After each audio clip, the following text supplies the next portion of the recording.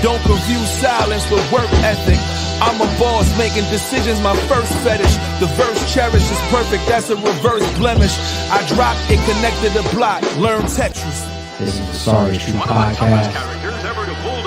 Welcome to the house of. And shout out to the members. Good morning, good morning, good morning. Happy Wednesday. Shout out to everybody that's coming into the chat. Y'all knew we was going to do a video and a live on this one. Yungeen Ace just did an interview with DJ Akademics. And of course, everybody wants to tune in to hear him speak on one subject and one subject only. The brutal, brazen, bold, slaying, murder, shooting of his op, Julio Foolio in Tampa, Florida. There's a lot of details that's coming out about that hit. There's a lot of talk about the suspects that's been arrested. So I think they got at this point 4 out of 5 of the suspects have been arrested, right? And there's some wild details that's coming out about that. Like the girl that's been arrested, they got her plastered all over the news and all over the internet. Her face is viral at this point. They're saying that she was one of the people allegedly that was attending Julio Foolio's birthday festivities at the rental property with him, the Airbnb initially, and then going from spot to spot with Julio Foolio. You know how they always be using that term backdoor now, you know what I'm saying? That she supposedly was involved, dropping his location, Foolio's location to his alleged shooters this whole time along the way, just with him the whole course of the night. If that's true, spooky, scary, savage. I guess the best word out of what I just said is still to me scary, right? It may not be, you know what I'm saying? It could have just been somebody that was involved, maybe a driver, who knows? Who knows? But I think they got 4 out of 5 of the suspects thus far. But you see how I said scary? Quick note before we start to play into this video. Hey, all of you brand new civilians, okay? You're not welcome. You're not welcome over here with us. And when I say you're not welcome over here with us, I'm not talking about you not welcome on the stream with us. I'm not saying you're not welcome on the Sorry It's True podcast with us. I'm saying you're not welcome to describe yourself as a civilian over here with us. You're not. We don't want any of these temporary, brand new civilians when it's convenient as people over here. All right. Don't try to get on these cameras and interviews and on social media now and claiming I ain't no street nigga. I'm a civilian. No. Stay with the gangsters. You're not welcome over here with us. We over here that tune in and we try to brighten up everybody's day and warn them of the world's ills and scary nature. And I do videos over a year ago breaking down a whole series of snitching versus telling versus tattletelling versus all that type of stuff versus good civilian. And I say, I'm not a street nigga. I'm a civilian. And people that never played that role, if you never played the role of being a gangster before, raise your hand.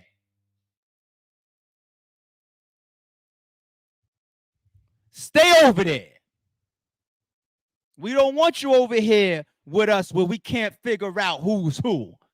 Or these switch-siders, people that will switch back and forth from street to civilian, from civilian to street. Those are the first snitches because they're chameleons. They'll switch when it's convenient. I don't want this problem. I'm a civilian. Oh, this person's weak. Now I'm a gangster. No! Stay over there. Stay over there. I don't want y'all confusing us.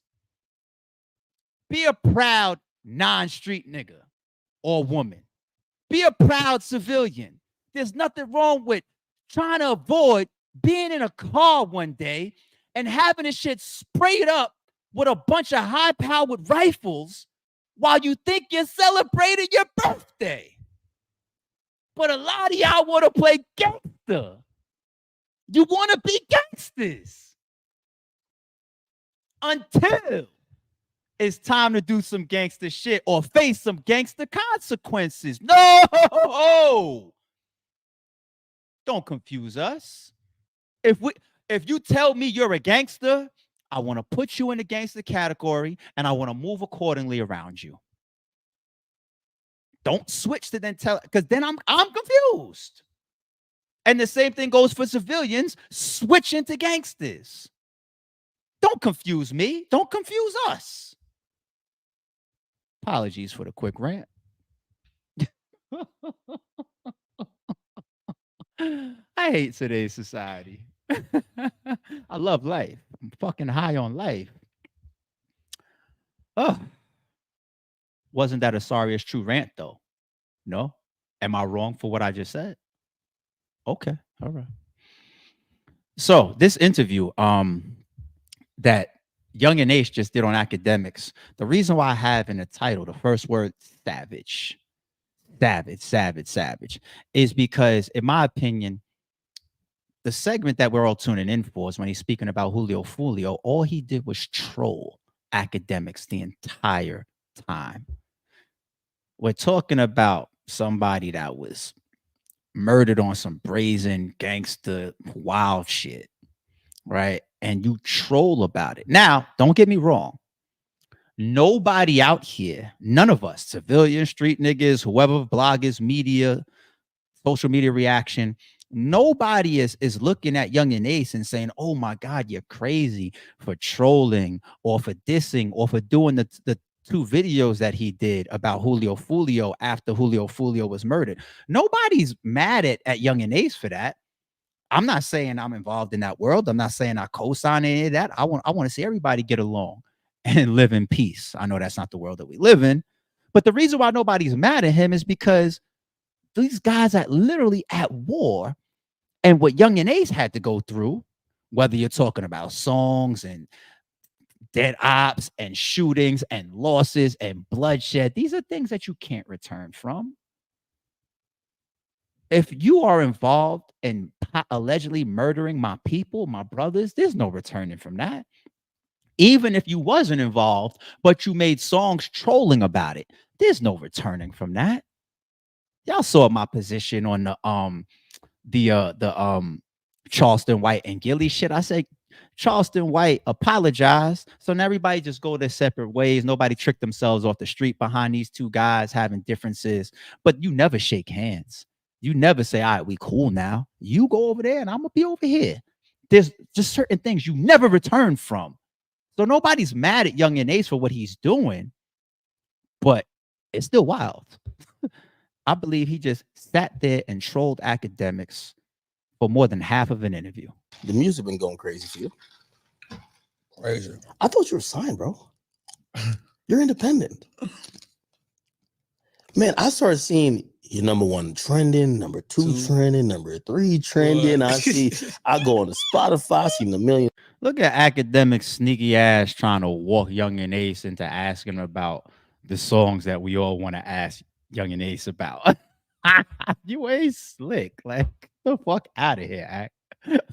As a plays, I'm like, yo, shit, the label is kicking in at the right time. And that's another reason why when like you came live today, I was like, I know when an artist is like the climate for you right now, I know how a label gonna send you. They're gonna have 3 black trucks outside, security downstairs, and security up here. I do respect some of Yungeen Ace's, for those that haven't seen this interview, I do respect some of Yungeen Ace's answer here. A lot of people believe that there's strength in numbers, and at times there is strength in numbers. But all it takes is, how many times do we have to see it through the course of the streets, during the course of history? You know, all it takes is one person. All it takes is one gun. All it takes is one bullet. That's all it takes. You could be with 1,000 people. You could be the strongest. You could think that you could be Osama bin Laden, right? It doesn't matter. You know, if the situation adds up to you losing, it's just, that's how it goes. And it's fucked up that some of us are put, especially if you're innocent or you're not in that lifestyle, to end up in those situations. But that's how it goes. It could take a bullet that doesn't even have your name on it. Innocent bystanders lose their lives too. That's all it takes. So when Yungeen Ace is in this interview talking about like, yo, I really move around with like 7 people, I understand how he's breaking that down as far as the people I can trust, people I can keep my eyes on. Imagine going to the club with 100 people, right?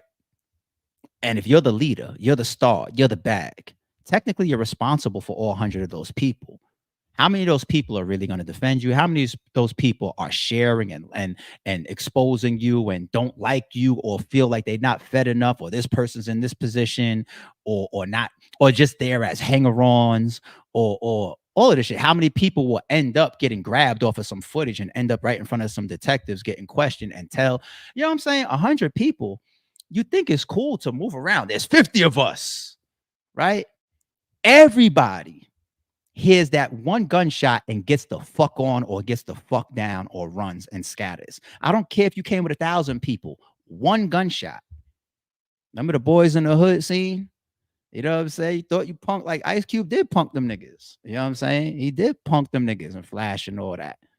That nigga lit that fucking fully off in the air.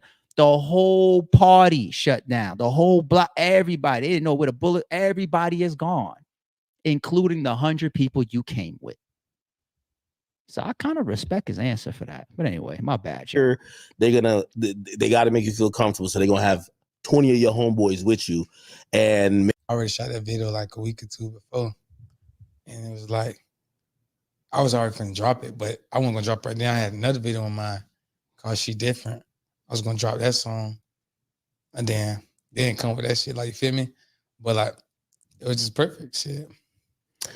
Yo, I'm saying this shit is so savage to me. I just have to like giggle, and I'm not saying that it's a funny situation, but he's asking about that video that dropped the day of when Foolio got killed, right? And him saying, he admit, because he's like, that's too fast. Like, he didn't go shoot that shit. Like, there's different scenes and different nighttime and all. Like, there's no way he did that day of. But him switching to it and him admitting and then saying the words, "it was perfect," is wild. Like, are y'all letting certain words that he's saying in the midst of this interview go over y'all heads? Like, just saying it was perfect, and that he switched to that song because it was perfect, and him smiling during this. This is some savage shit. This is some. I don't sweep interviews like this. This is why I say, hey, you street niggas, keep raising your hand. Let us know who you are. I'm over here. Interviews like this scare me. Y'all think I'm bullshitting. Y'all think I'm joking. The thing about fear keeps you paranoid. Fear keeps you sharp. Fear doesn't mean that you're walking around with your hand shaking all day long and you're just some scary ass person. You know what I'm saying? A fearful person will possibly react before the other person. I'm scared as shit of these motherfuckers. That's why I don't want to be around them. I don't want to be involved in none of that shit because this shit scares me. Y'all just click interviews like this and y'all just get y'all popcorn. It's just a cool thing to watch for y'all, right? Okay, not me. I peer all the way into the fucking layers of what we're watching. So niggas that just up here smiling and yucking it up about murder. Okay. Y'all go ahead and take it for granted like it's all a game. Go ahead. Go jump in the street, y'all. Go ahead. Perfect for a career move. Yeah, that's interesting because it's so, you know, the elephant in the room is, it feels like about a month ago now, Julio Foolio from Jacksonville, someone that you know, he lost his life. Where were you when you... Conveniently, again, I don't want to miss it. It's right there in front of us. Conveniently, right there on the table with the label facing the camera. There goes your now, I guess, what do you call this? Calling card-ish Don Julio bottle, right? That he continues to drink on during the entire interview. He continues to spot it out and focusing on it in his recent videos. Everybody knows Julio Foolio, Don Julio. Everybody, I mean, duh. Like it's not the most complex bar in the world that's going over everybody's head, but conveniently sits it right there. Found out about that? I was in the bed crying and shit. Like, damn, niggas out here, like, shit crazy. You shed a tear? Multiple. So I put it in a title. Do you guys feel different? If you don't feel different, then me and you is different. Savage. This nigga sitting here in this interview talk about, I sat in the bed crying and shed a tear in the most sarcastic, playful, yeah, right tone possible. Savage. Cause it's like, damn, life so short. It's like You've experienced a lot of death. Like, I mean, I know you guys can get along like that, but it's like we best friends. No, y'all weren't best friends. But like twin, bro. Nah, y'all weren't best friends. Come on now. Where were you? So You see when he said that, yo, we like best friends. You know what this interview reminds me of? I brought it up here. It's just like a much longer version of it. Hold on. We were best friends. Hold on. Crazy, B. Crazy.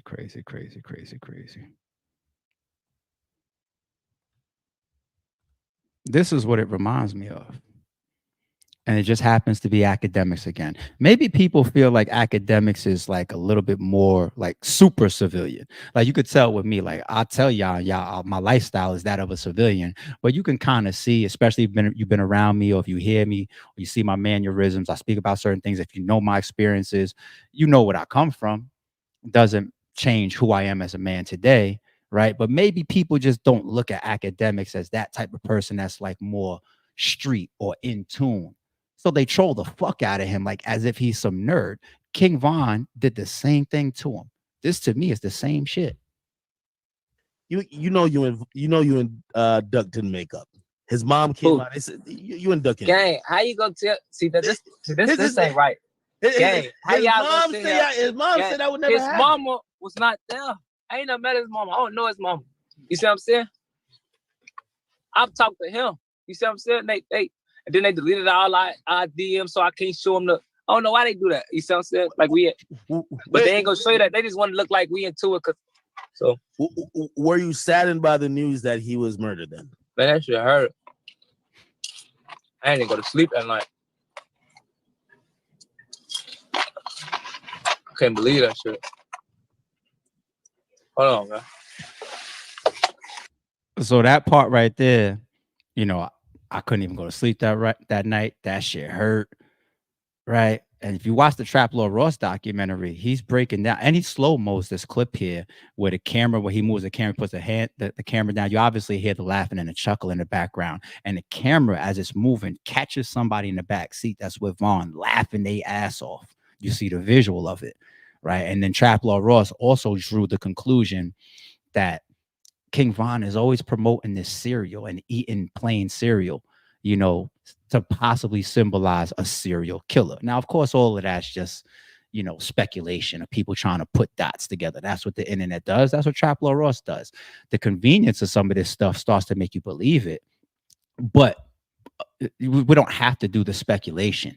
King Von and his people in this video are clearly laughing in the background. We hear that. And there's slow-mo footage of his boy laughing his ass off. We clearly see that, right? So to me, Yungeen Ace is doing the same thing at just an extended clip with the same person, Akademics. You were sleeping when you found out. I don't know. I think I was probably asleep or dreaming. Where were you at? I'm not trying to be a cop, by the way, because somebody gonna be like, "Yo, I come over here trying to get out." Nah.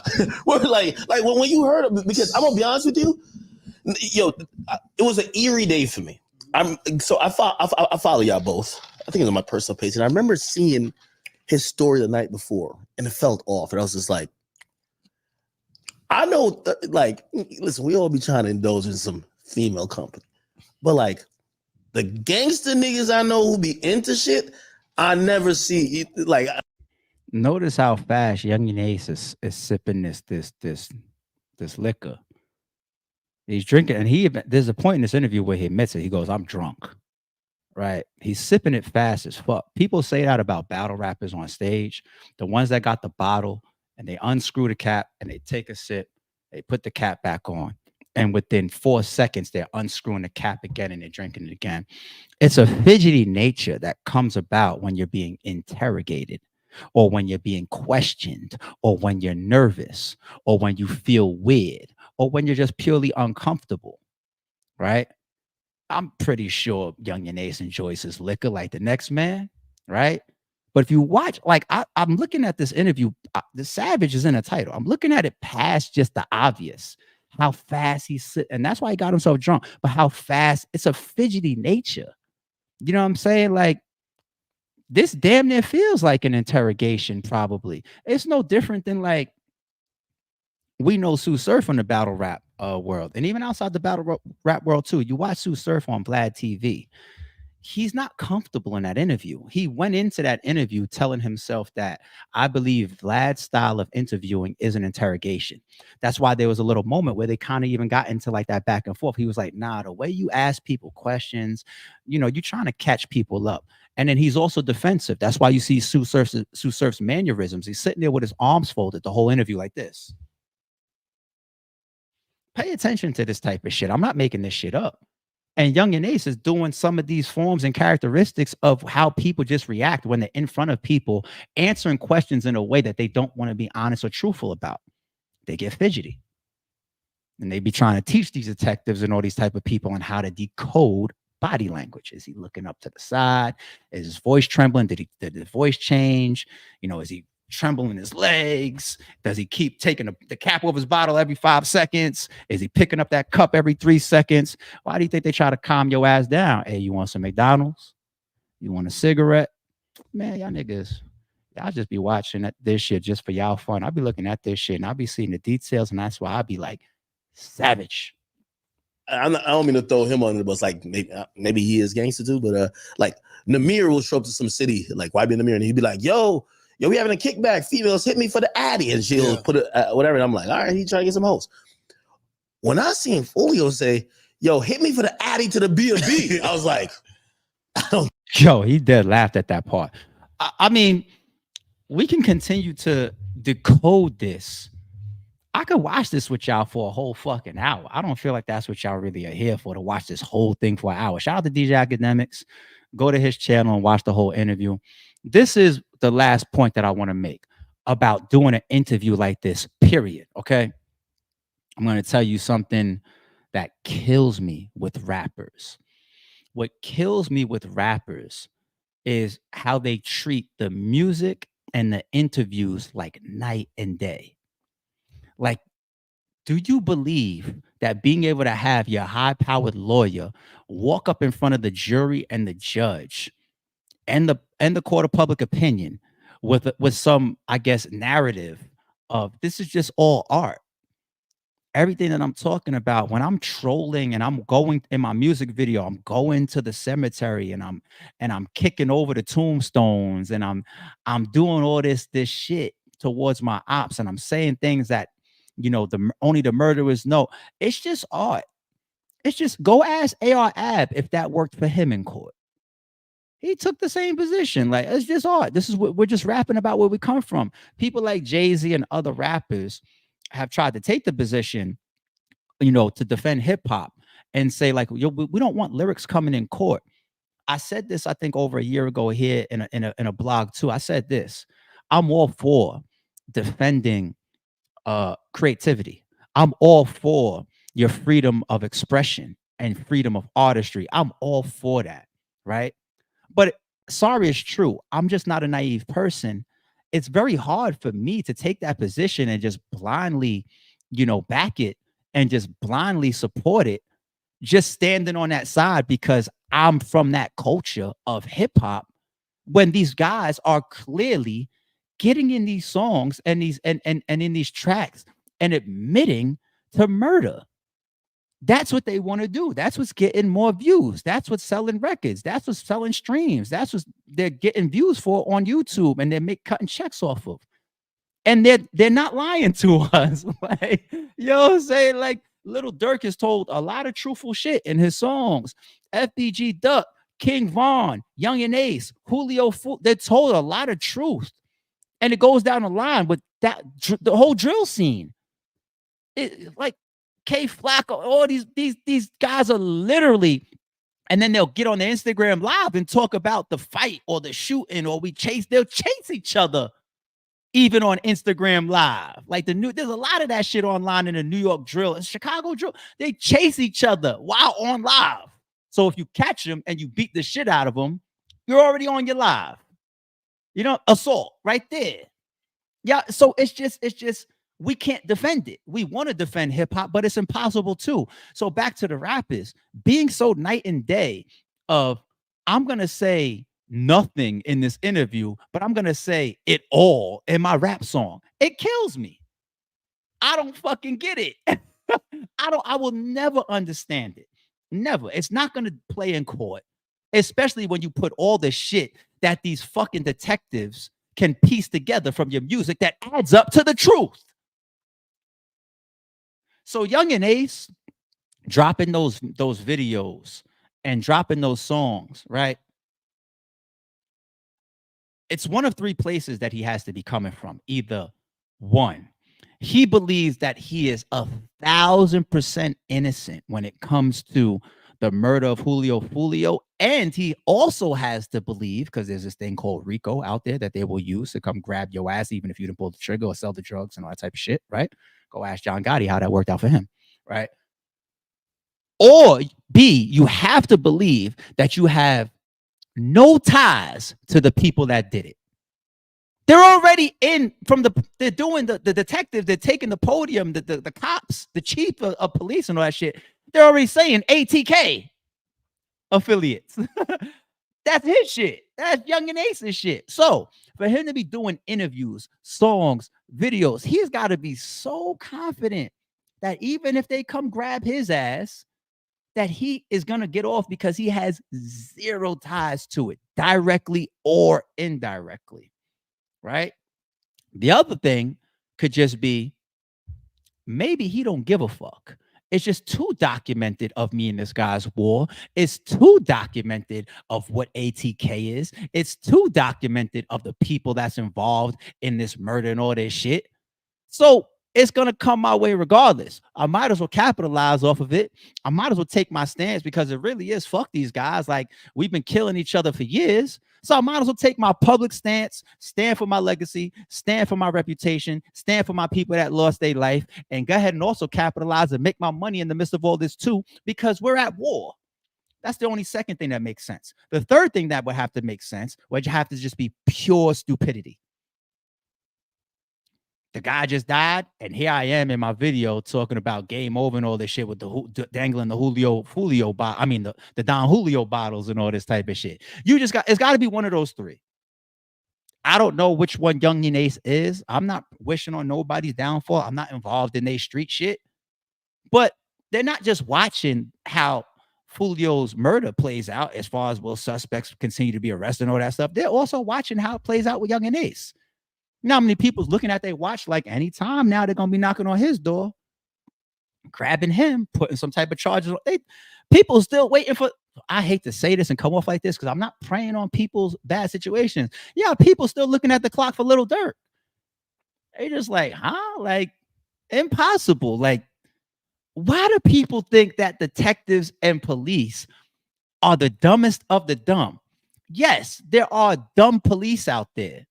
But there's dumb people in every area. The same way they say, like, there's real niggas, solid niggas, strong niggas, weak niggas, pussy niggas, fake niggas, snitch niggas, boss niggas in every hood you get. Doesn't matter. I don't care what city you're repping. I don't care what hood you're repping. I don't care what block you're from. There's pussies there and there's strong there. Right? It's no different. It's no fucking different. You know what I'm saying? Am I not making sense? Tell me if am I tripping? Am I wrong? Because these fucking cops, yeah, there's idiots in there, or these detectives, yeah, there's idiots in there, but there's also some geniuses too. What's the name from the Wire? One of my favorite characters, possibly my favorite character from the Wire, along with Marlo. Lester Freeman, genius. He's not a real detective. Like, somebody wrote this shit. So imagine the real detectives. But anyway, like, you see, like, even early on how he figured out who Avon was and went down, grabbed his picture and all that type of shit. And then they identified him at the basketball game and all that type of shit. Like, that's the real world, people. I know we come up calling the cops pigs and they all stupid and thinking that everybody's an idiot. We're so much smarter than everybody. We're so smart that we're talking about our murders in the music. So I guess we're smarter. Right? These detectives are not stupid. And then on top of that, time is on their hands too. Yeah, they be having their pressure of when to solve some shit like a brazen murder like FBG Duck where it took place on a block that costs $1 billion. Yeah, the clock be on and the pressure be on these detectives to solve it faster. But when we be hearing that these indictments be coming down a week later, a month later, months later, a year later, they're still trying to figure out Pac shit. Look at Keefe D right now. Like time is technically on their side. And they're just gonna keep pulling in information, keep pulling it. These motherfuckers be under investigation for months and years before they come. That's why they say the Fed's conviction rate is so high. When they come, they got it all lined up. These people are not stupid. You can't get out here and just rap in front of them. Yeah, so then I walked down the alley and I stood over, boom, boom, and I did this. And the motherfuckers is just like, oh, I can't put one and one together from what this person just said. What? And then some of these detectives come from where we come from. They know the lingo. They know our ways. They know that hammer's sitting right there on top of the tie. They know the hood. And if they don't, they learn it. Yo, y'all keep taking everybody for a fucking idiot, right? I don't care from any walk of life. Don't take people for idiots all the fucking time. People will fucking try to sue you on false pre-context. They'll try to ask you questions, sell you business, bad negotiate, all types of shit because they'll try to take you like an idiot. Don't always assume that you're dealing with an idiot. Then you got some people like me that's very, very good at playing sheep. I'll let you lie to me and you won't even, you'll really, really think that you're getting over. I'll play it like a fucking Hollywood top-notch actor. I'll be the next Denzel while you lying to my face. And I'll have you convinced that I believe your shit. You be sitting there telling me some wild ass Drake story or some shit like that. I have you believing that. Yo, I believe every word that's coming out of your mouth. People is not stupid. Don't take everybody for an idiot just because you want to play games.